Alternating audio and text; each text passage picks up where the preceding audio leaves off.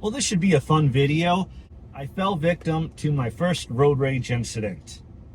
And luckily, I caught it all on dash cam. Now, the view isn't perfect because of how everything went down, and it is at night, and these dash cams just aren't that great when it's dark out. But you can see and hear pretty much what happened. So let me go ahead and play the video. First, the setup, because I know exactly what happened here. So it's kind of hard to see here, but basically where we are, we're coming up to an intersection. There's a bunch of construction going on, and as always, they're messing up lanes, closing lanes, changing lanes, switching flow over. So in this case, we're going south on this road, and you have three options: turn right, go straight, or turn left. Now, normally when you're going straight, you have a couple lanes, but in this case with construction, they have the right lane is right turn only. They have the lane next to it is going straight, because on the opposite side where they have construction, what is normally 3 or 4 lanes is only one single lane, and then you have your left lane. So here I am coming up in the straight lane because I am going straight, and as you can see, we are coming up and there's a car sitting there in a right hand turn only lane. So light turns green, I go ahead and go. Now, as always, as soon as that light is green, I'm off. I'm not waiting. Driving normally, they're driving safe, all that, you know, I'm not racing or anything. Well, I'm guessing that the person turning right wasn't turning right. They decided they wanted to go straight. But because there's only one lane and it kind of curves over, I guess I must have cut them off. I wasn't even paying attention to them. I was just going straight. I was on my way to a hockey game, and I guess this upset them. So as you'll see here in a moment, as soon as that one lane opens up to multiple, they proceed to speed up next to me. And at this point, I see them speeding up next to me, and I see them hugging pretty dang close to me. And I was like, okay, I know exactly what they're doing. They're trying, I don't know, intimidate me or tell me they're upset, whatever. Well, then they get a bit too close. And this happens.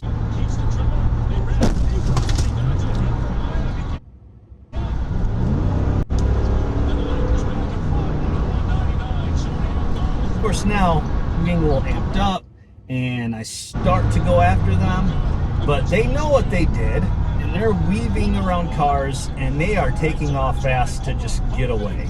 So I start to follow them, I start to chase them, then I'm thinking, like, is it really worth it to just keep chasing them?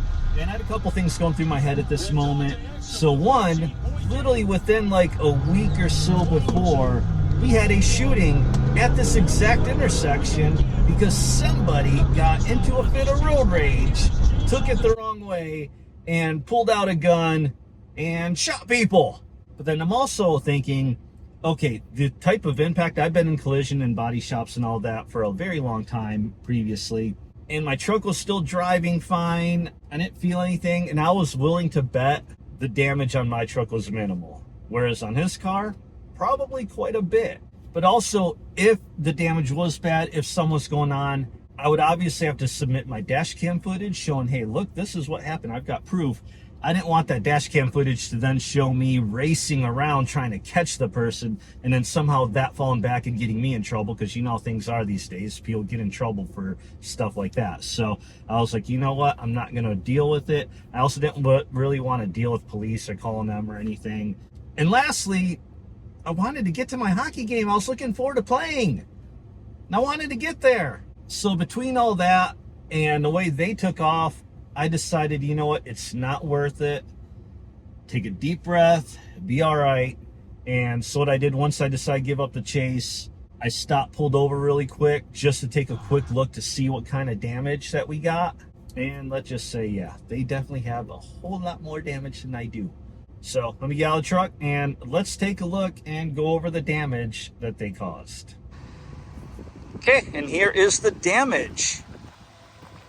Yep, that's pretty much it. So we got some scuff marks right there.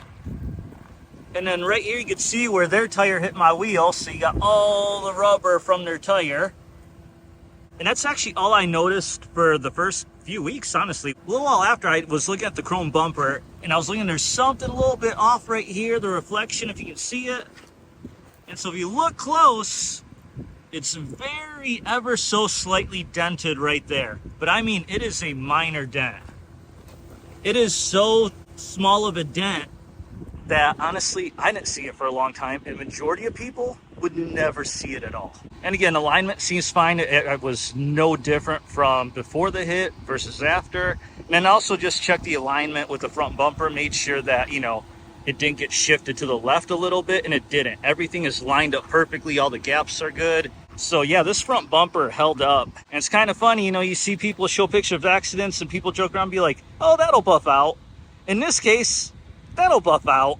Now, as for their car, as I alluded to earlier, I bet it's got way more damage on it than my truck does. Looking back at the impact, you could see it wasn't just a light tap. He hit me hard enough that you could kind of see the back of his car kind of shift over a little bit.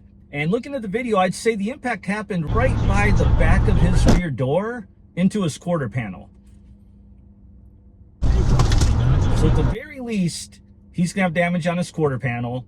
Pretty likely there's some damage on his back door too. Now those panels aren't as tough as this steel chrome bumper. Those panels, it's just thin metal. I mean, there's cars, you could have a guy that just a little bit too big leaned on a door panel and it'll put a dent in it, or a quarter panel. I've seen it with quarter panels plenty of times where somebody just leans on it and it dents it.